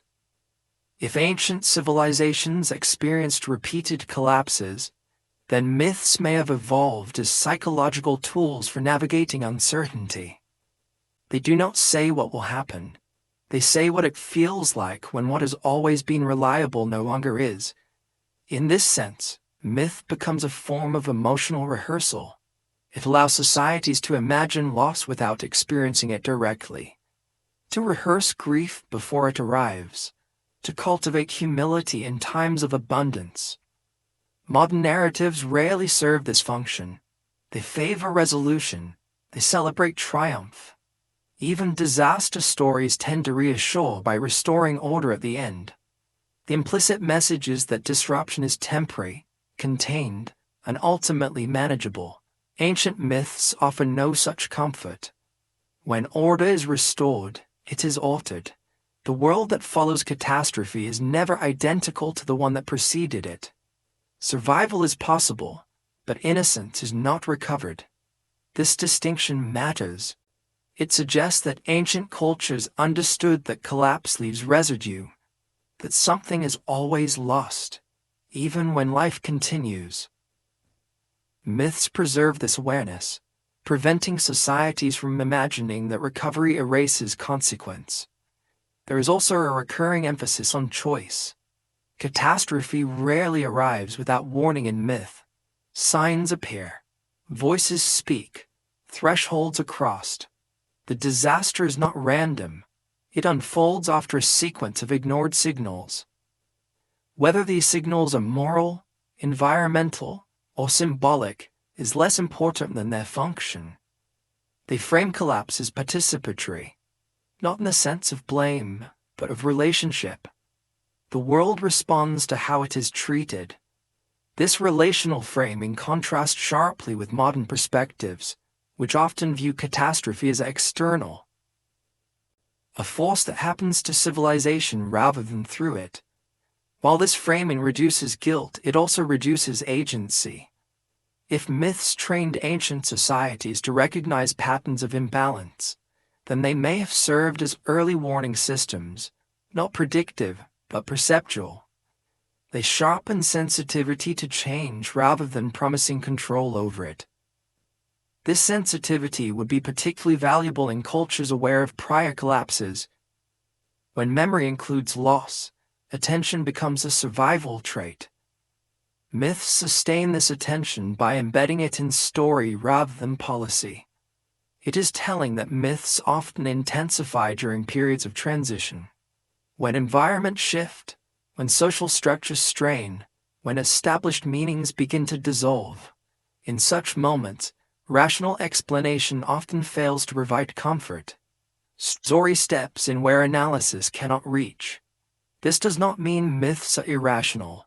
It means they operate at a different level. They address fear, identity, and continuity, elements that determine how societies respond under stress. If humanity is approaching another period of transformation, the resurgence of myth-like narratives may not be accidental. Stories of collapse, reset, and hidden cycles reappear when stability feels uncertain. They reflect an intuition that systems are under strain, even if the specifics remain unclear. Modern audiences often interpret these narratives as escapism or paranoia. But historically, such stories emerge not from ignorance, but from sensitivity to underlying patterns. They surface when conventional explanations feel insufficient. This suggests that the enduring appeal of ancient myths may lie not in their accuracy, but in their resonance. They feel relevant because they describe states of transition rather than specific events. They map psychological landscapes that recur whenever civilizations approach their limits. In this view, myths are not about the past. They are about thresholds. They prepare the mind for discontinuity. They remind societies that change can be abrupt, that loss can be total, and that survival may require reorientation rather than resistance. The question then becomes whether modern civilization still has access to this preparatory function. When myths are stripped of seriousness and treated as entertainment, their capacity to guide diminishes. When stories of collapse are sensationalized or dismissed, their warnings lose traction. This creates a paradox. The more advanced a civilization becomes, the less tolerance it has for narratives that challenge its permanence, and yet, those are precisely the narratives that could soften the impact of disruption. Ancient cultures did not attempt to eliminate fear through explanation. They integrated fear into meaning. They allowed uncertainty to remain visible. This visibility made adaptation possible. Modern systems, by contrast, seek to eliminate uncertainty through prediction and control. When prediction fails, shock is amplified. The absence of narrative preparation leaves societies disoriented. If myths were designed to prepare minds for endings, then their marginalization may represent another stage in the cycle, a moment when confidence suppresses caution, when mourning stories are no longer felt as necessary. This does not imply inevitability.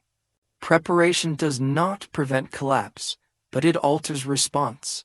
It shapes what survives. It influences whether rebuilding is guided by memory or confusion. If humanity is rebuilt before, then myth may have been the scaffolding that made reconstruction possible, not by preserving technical knowledge, but by preserving orientation, an understanding of loss as part of continuity rather than its negation. In this light, the ancient question of how many civilizations have existed becomes less urgent than the question of how they understood endings, whether they saw collapse as failure or as passage, whether they prepared for it with denial or with story. The present moment, saturated with information yet uneasy with uncertainty, may be approaching a similar threshold. The signs may not resemble those of the past, but the sensation is familiar. A sense that stability is provisional, that systems are strained beyond their design. If myths are returning now, it may be because their function is needed again, not to explain what will happen, but to prepare minds for change that cannot be controlled. The warning embedded in these stories is subtle. It does not say that catastrophe is imminent. It says that continuity is conditional, that resilience depends on awareness, that endings are not aberrations but transitions. Whether this awareness can still shape action or remains uncertain, myths do not command. They suggest. They wait for recognition. And perhaps that is their final role, to remain present at the edge of understanding, neither accepted nor dismissed, until the moment arrives when their meaning can no longer be ignored. Beyond this threshold, beyond preparation itself, another question emerges, one that concerns not how civilizations end, but how they begin again, and whether each new beginning truly understands the silence it rises from. Beginnings rarely announce themselves with clarity. They arrive quietly, stitched together from remnants, shaped less by intention than by necessity.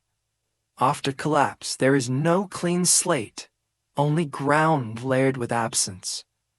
What rises next is so unevenly, guided by fragments of memory that survive without explanation. In the aftermath of disruption, humans do not ask how to create a civilization. They ask how to live tomorrow.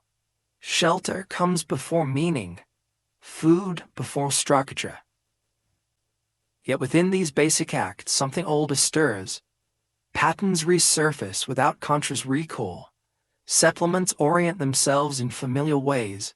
Rituals reappear with altered names. Symbols return, stripped of origin but heavy with recognition.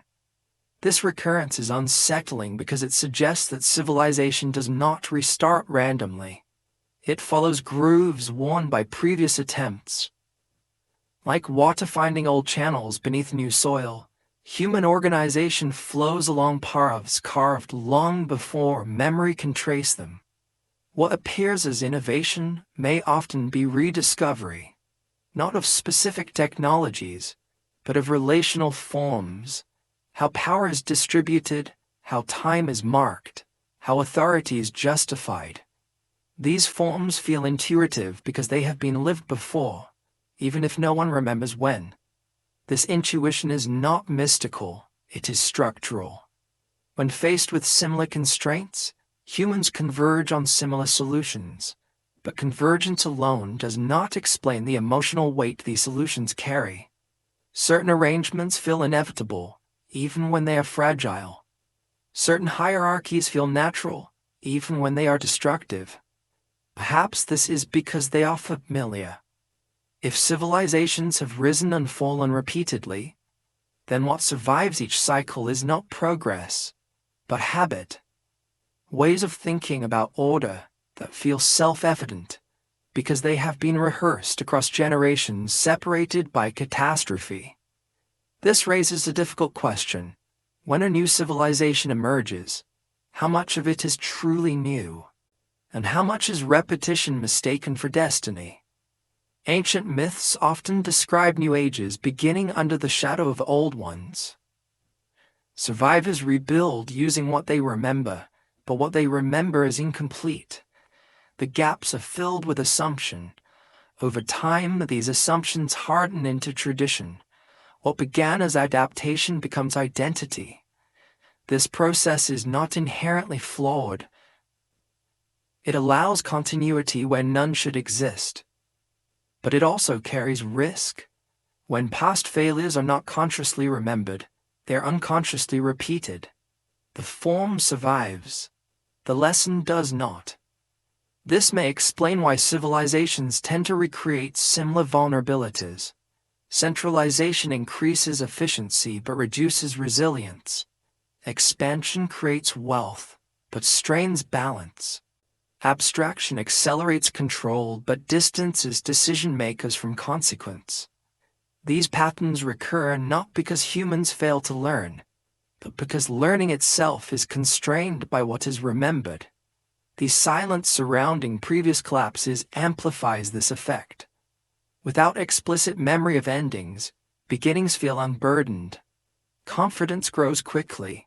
Success reinforces the belief that this time is different. Ancient cultures appear to have sensed this danger. Their myths emphasize humility at the start of each age. They remind listeners that what rises has risen before, and that endurance is not guaranteed. But as generations pass, these reminders soften.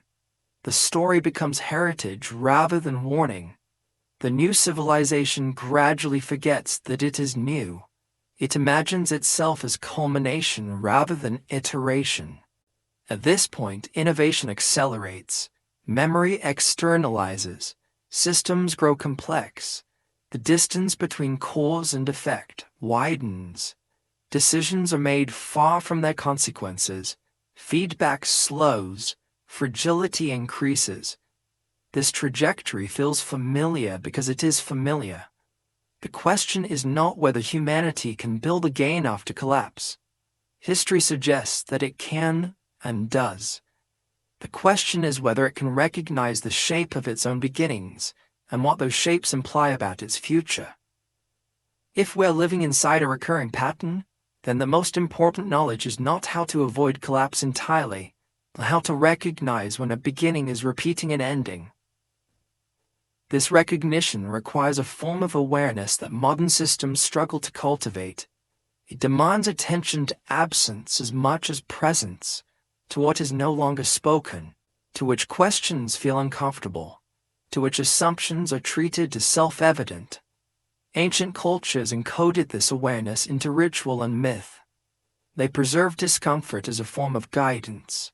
Modern cultures tend to smooth discomfort away, replacing it with explanation or distraction.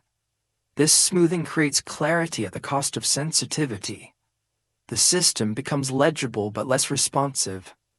When disruption arrives, it feels sudden, not because it was unpredictable, but because it was unreadable within the dominant narrative.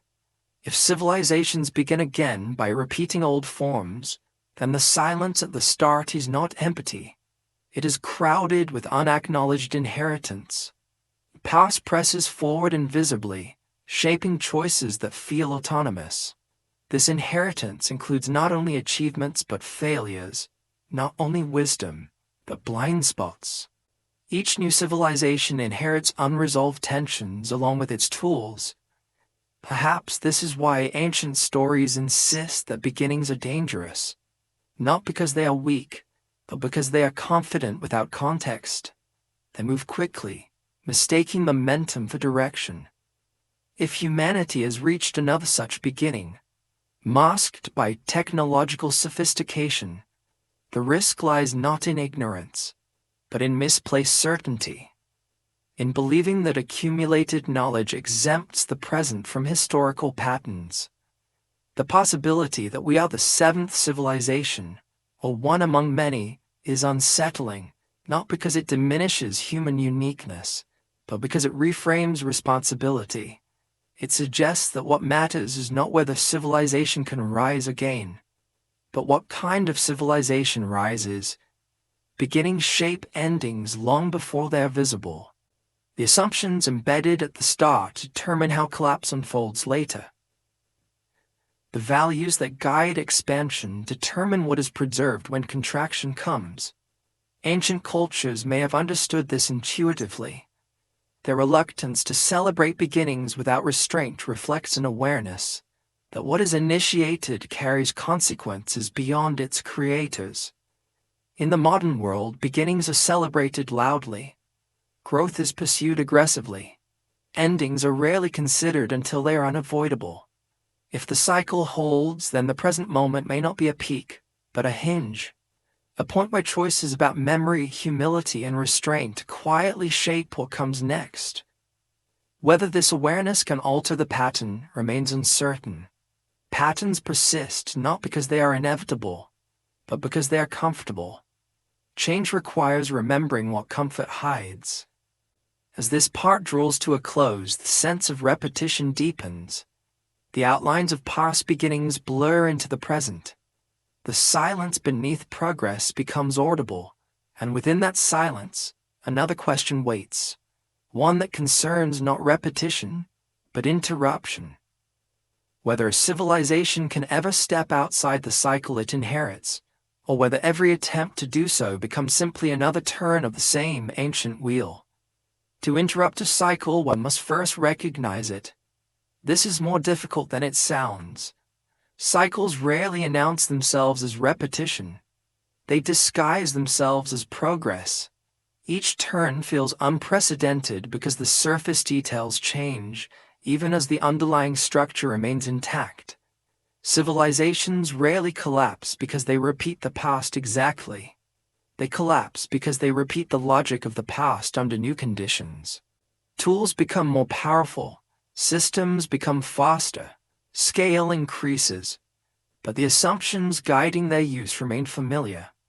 Growth is equated with success. Expansion is mistaken for stability. Control is valued over balance. These assumptions are inherited quietly. They are not taught explicitly. They are absorbed through participation. To question them feels unnatural, even disloyal, because they define what it means to belong. Ancient myths often depict moments when such assumptions are challenged. A warning is issued, a sign is ignored, a threshold is crossed. The collapse that follows is not framed as a prize but as consequence, not punishment, but outcome. This framing is uncomfortable because it restores agency. It implies that collapse is not merely something that happens to civilizations, but something civilizations move toward through accumulated choices, not deliberately, but persistently. Modern narratives tend to resist this implication. They favor external explanations, natural disaster, invasion, technological disruption. These factors are real, but they rarely act alone. They exploit existing fragilities. They reveal weaknesses that were already present. If earlier civilizations failed to interrupt their own cycles, it may not have been due to ignorance. It may have been due to incapacity. Once a system reaches a certain level of complexity, stepping outside it becomes nearly impossible. The structures that provide security also limit imagination. This creates a paradox. The more successful civilization becomes, the harder it is to question its foundations. The cost of doubt increases alongside prosperity. What begins as caution is reframed as threat. Ancient cultures appear to have sensed this. Their myths do not glorify stability indefinitely. They embed suspicion toward permanence. They remind listeners that systems grow brittle when they forget their dependence on balance. Yet even with these reminders, cycles continued. This suggests that awareness alone may not be enough. Knowing that collapse has happened before does not automatically prevent it from happening again. Memory can warn, but it cannot compel restraint. Desire, fear, and momentum exert their own force. If interruption is possible, it may require more than a recognition.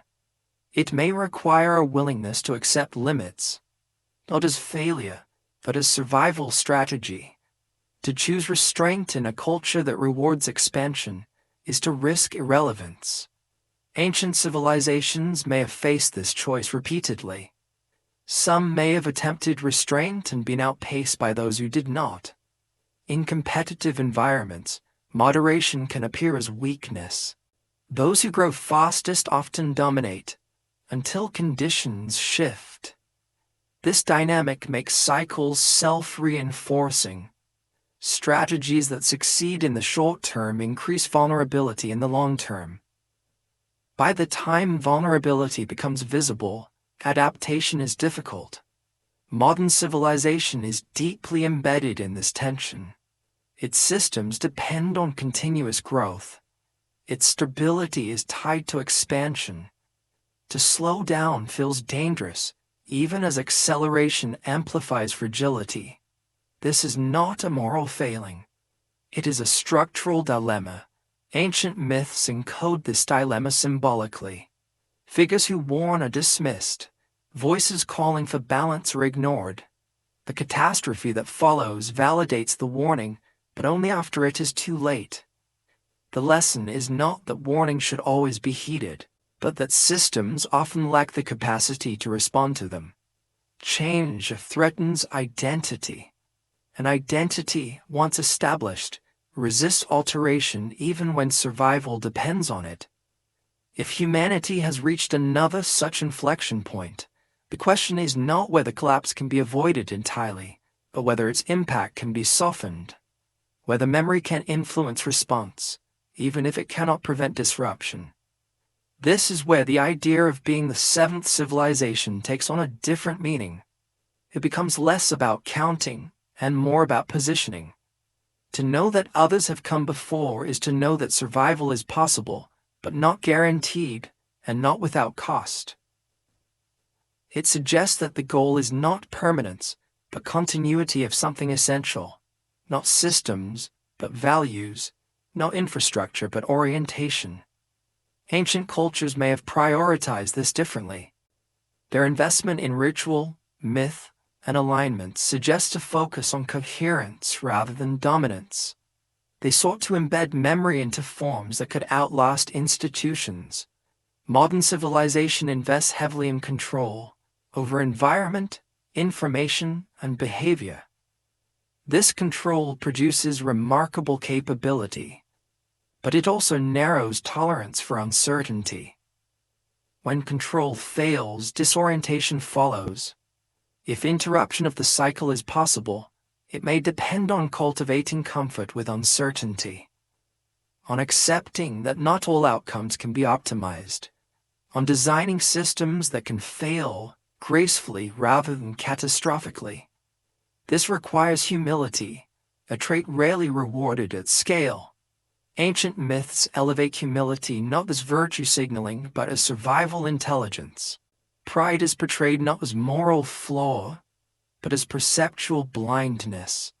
It narrows attention until warning signs fade. Whether this portrayal emerged from philosophical reflection or lived experience is difficult to say, but its persistence suggests relevance. The challenge for any civilization approaching its limits is to recognize which aspects of itself must be preserved and which must be allowed to dissolve. Preservation without discernment leads to brittleness. Dissolution without memory leads to chaos. Interruption, then, may not mean stopping the cycle. It may mean altering what passes through it. If humanity cannot avoid disruption, it may still influence what survives. The question becomes one of inheritance. What will be carried forward, not intentionally, but inevitably? Ancient cultures carried forward myths, alignments, and warnings. They accepted that much would be lost. They focused on preserving orientation rather than detail. Modern civilization seeks to preserve everything. This ambition may itself be a vulnerability. When preservation fails, the loss is total. Perhaps the most radical interruption would be a selective letting go. A conscious decision to prioritize coherence over accumulation, to embed values into lived practice rather than external storage. Whether such a decision is possible at scale remains uncertain. History suggests that large systems rarely choose restraint voluntarily. Change is more often imposed by circumstance. If this is so, then the role of awareness shifts. It does not promise control. It promises preparation. It shapes response rather than outcome. This may be the quiet gift of remembering that civilizations have come before. Not reassurance, but perspective.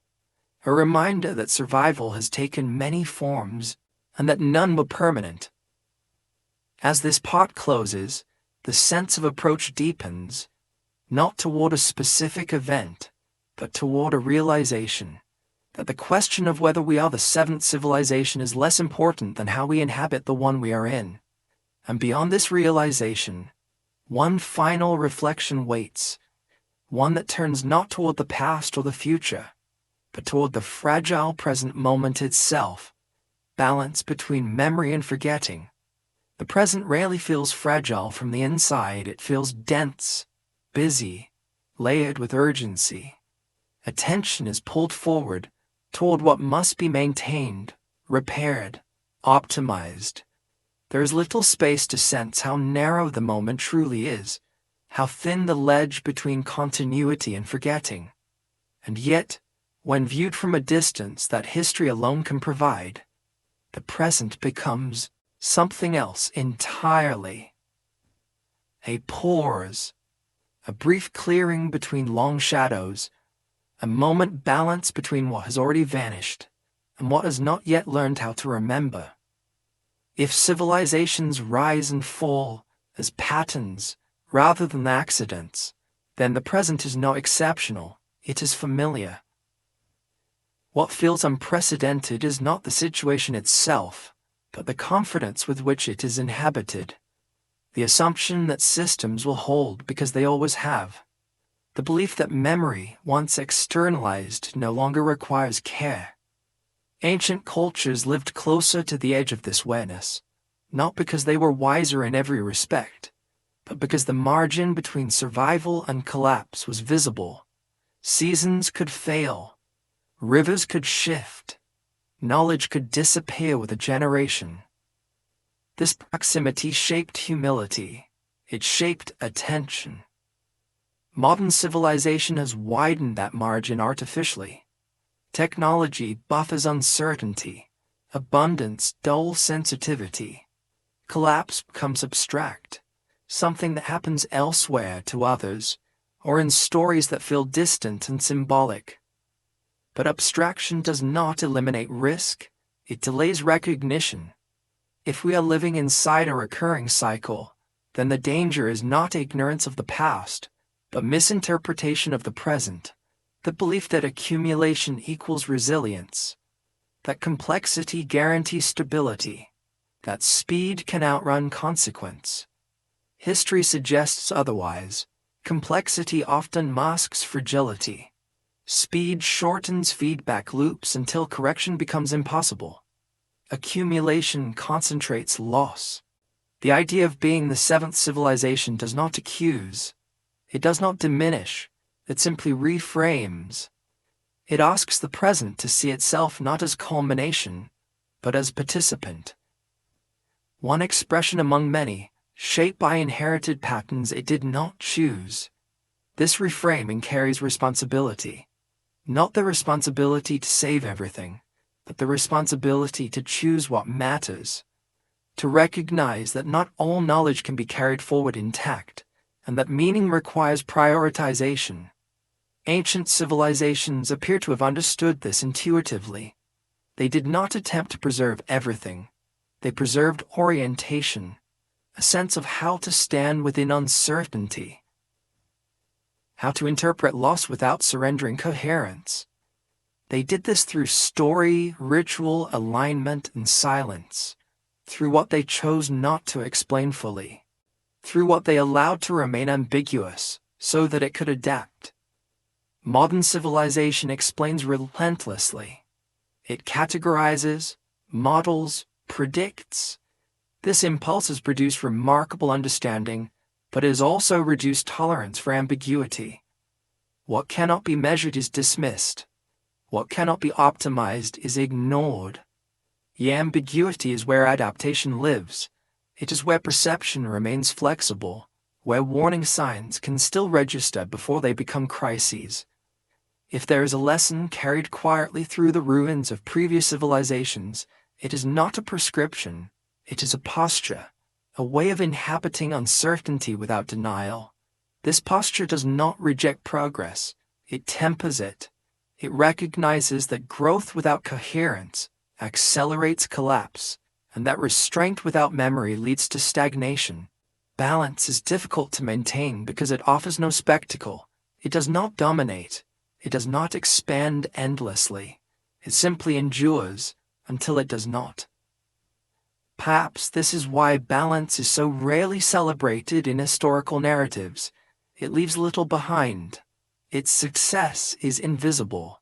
Only its failure is recorded.